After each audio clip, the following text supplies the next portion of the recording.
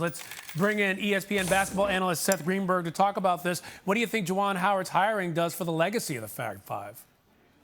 Well, I think it brings it to life. I mean, you think about the Fab Five, and they have been on the back burner. Actually, almost at one point thought of as an embarrassment to the university. And all of a sudden, the Fab Five and that tremendous team, maybe one of the best teams assembled of all time, is now going to be brought to life. And I told Jalen Rose this today.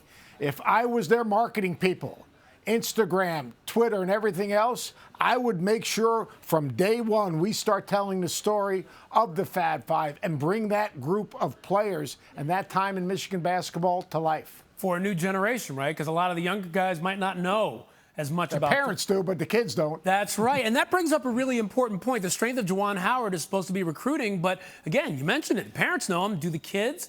How does he build into that strength? Well, I think the strength of Juwan Howard is going to start with coaching. He's paid an apprenticeship.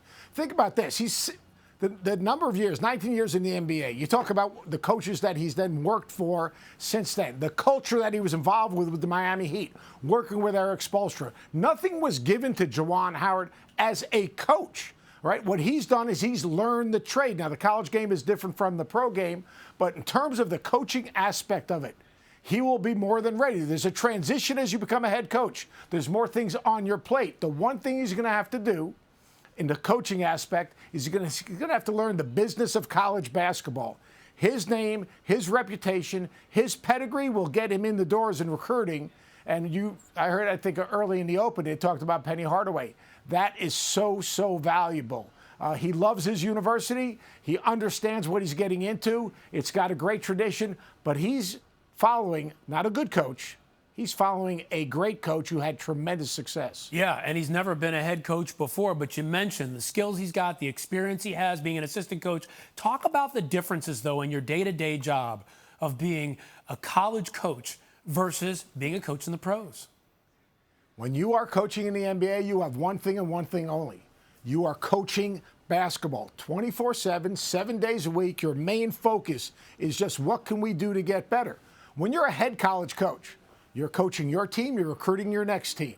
You're dealing with people across campus. You're dealing with every aspect of the program. The number of different people that are pulling at you and the number of things you have to get done in a day is magnified because you don't have just one focus. You have the total program in mind. You're the general manager, the director of player personnel, the player development coach. You're creating a vision and a picture of what you want your program to look like. It is all encompassing.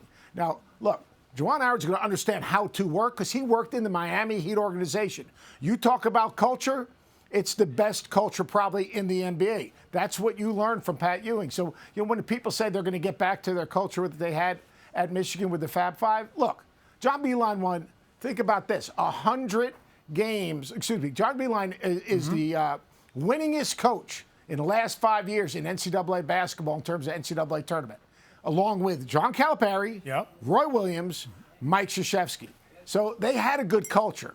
What Juwan's going to have to understand is all the other things outside of basketball that he's going to have to touch. But he's going to do, I think he's going to be absolutely terrific as a head coach at Michigan. And he has got a lot of support and a lot of people rooting for him, too. Seth, thank you.